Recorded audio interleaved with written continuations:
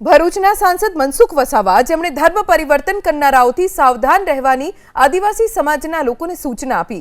નર્મદાના દેવમોગરામાં યોજાયેલા હિન્દુ વિરાટ સંમેલનમાં સાંસદ મનસુખ વસાવાએ કહ્યું કે ધર્મ પરિવર્તન કરાવવા માટે મિશનરીવાળાઓએ રસ્તા બદલ્યા છે।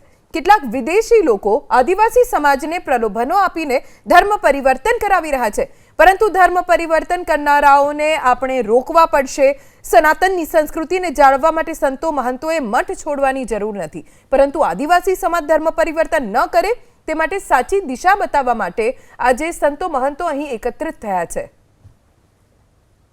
खास કરીને आदिवासी समाज ने अंदर हिंदू धर्म નું કામ કરતા હોય, हिंदू જાગૃતિનું કામ કરતા હોય અને અલગ અલગ સંપ્રદાયનું કામ કરતા હોય એવા સંતો ભક્તોનું સંમેલન છે। આમાં ભજન મંડળના સાધનો પણ અહીંયા વિતરણ થવાના છે અને આપી દીધા છે અને કેટલાક આપવાના પણ છે અને કેટલાક વિતરણ પણ થઈ રહ્યા છે। ખૂબ મોટી સંખ્યામાં અલગ અલગ ક્ષેત્રોમાં જે કામ કરે છે ભક્તો એમને ભજન મંડળના સાધનો વિતરણ કર્યા છે। અને આજે દેવમોગરા ખાતે જે આદિવાસી વિસ્તારની અંદર ભગત મંડળીઓ કામ કરી રહી છે, જે ભક્તો કામ કરી રહ્યા છે, એ આદિવાસી જીવો જ છે પણ સનાતન સંસ્કૃતિના રક્ષણનું કાર્ય કરી રહ્યા છે। એવા 11 જિલ્લાના ભક્તો વલસાડથી લઈ અને પંચમહાલ સુધી આવા ભક્તોને એક એકની મંડળીને શોધીને દરેકને એક ઢોલ, મંજીરા, ખંજરી